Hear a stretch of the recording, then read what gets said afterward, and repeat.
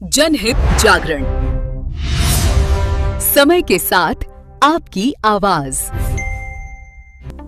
नमस्कार, मैं ज्योति चौहान और आप देख रहे हैं जनहित जागरण। हमारे साथ बातचीत करने के लिए मौजूद हैं उत्तर प्रदेश इंडस्ट्री एसोसिएशन के चेयरमैन रोहिताज सिंह।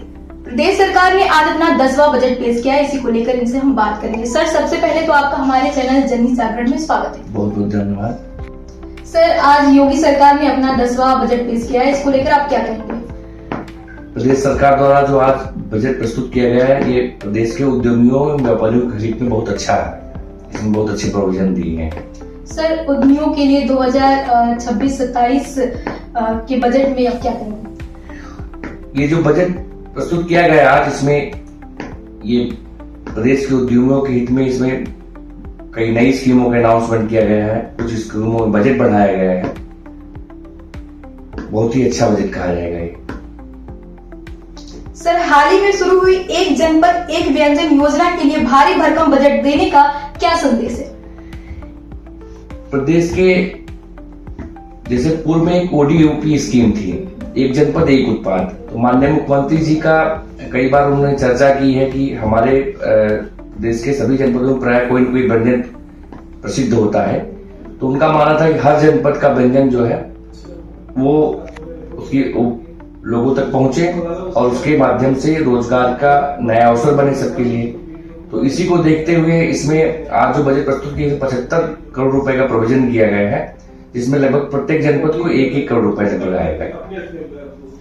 सर, युवा उद्यमी रोजगार योजना के लिए क्या अपेक्षाकृत कम बजट मिला है?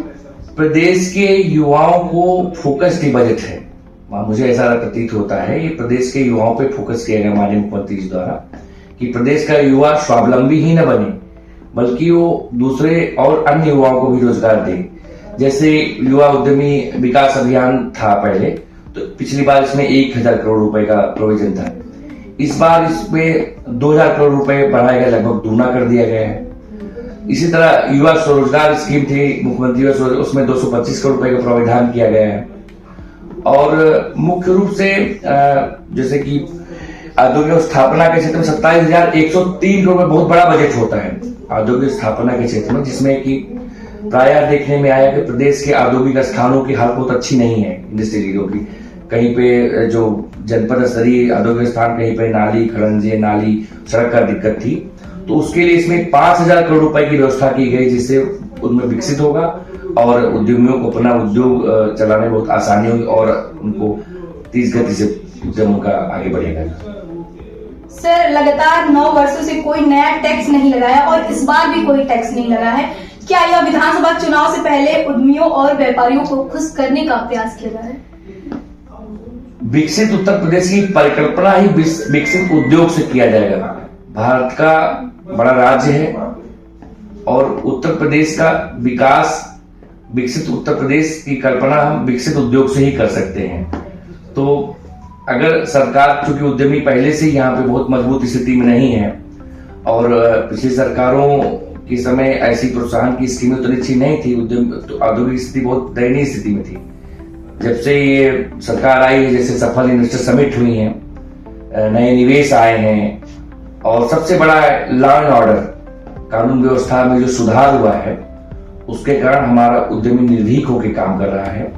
और जीरो टॉलरेंस की जो नीति माननीय मुख्यमंत्री जी की है, तो उसमें निवेश मित्र पोर्टल के माध्यम से उद्यमी हमारा जो भी अपना उस पर आवेदन करता है, एनओसी के लिए, कनेक्शन, विद्युत कनेक्शन के लिए, भूमि आवंटन के लिए, उसमें कोई किसी प्रकार का बाधा नहीं होती है। वो समयबद्ध तरीके से बिना किसी विसंगति के तत्कालिक हो जाती है। सर, चुनावी वर्ष होने के बावजूद भी लोक लुभान घोषणाओं से बचने के लिए योगी सरकार ने क्या रणनीति हो सकती है इसके पीछे? ये हम लोक लुभावन नहीं कह सकते हैं।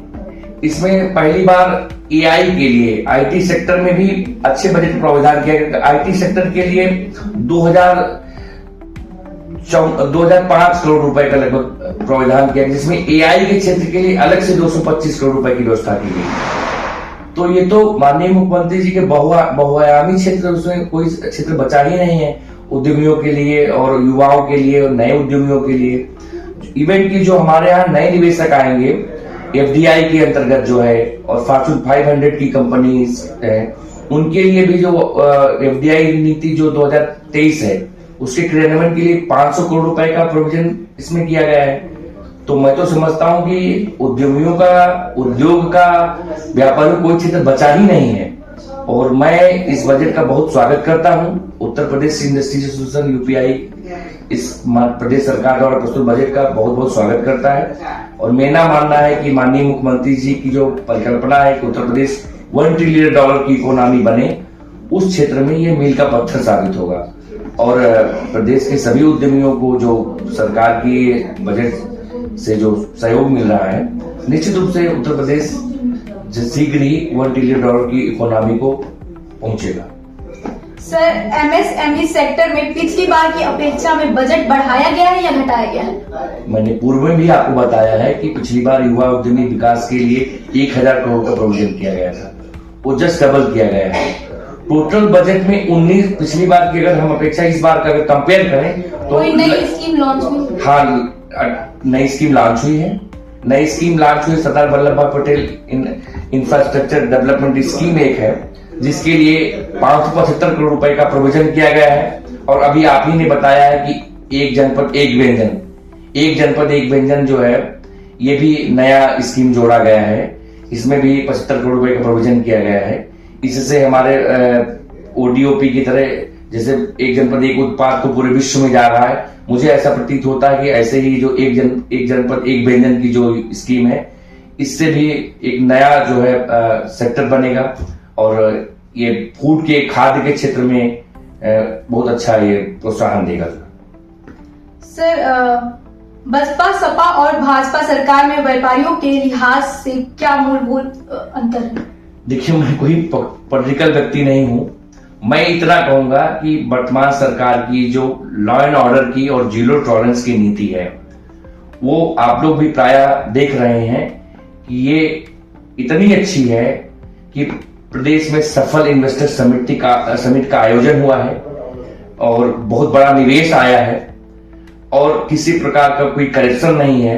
मैंने पूर्व में भी बताया है आपको कि निवेश मित्र पोर्टल में अगर कोई भी उद्यमी किसी भी चीज के लिए लगभग सारा कुछ ऑनलाइन डिजिटल प्लेटफॉर्म पे हो गया है। आपको किसी भी लाइसेंस, किसी भी एनओसी के लिए किसी दफ्तर के चक्कर नहीं लगाने हैं। आपको अपने कंप्यूटर, लैपटॉप जो भी आपका है अपलोड कर दीजिए, वो स्वतः ही, चूंकि उसके लिए समय बाउंड तय कर दिया गया है, उसके अंतर्गत स्वतः ही वो आपके सारे कार्य संपादित हो जाते हैं।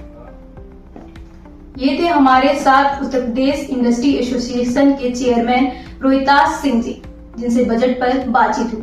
ऐसी ही तमाम खबरों के लिए हमारे साथ बने रहिए जनहित जागरण। धन्यवाद।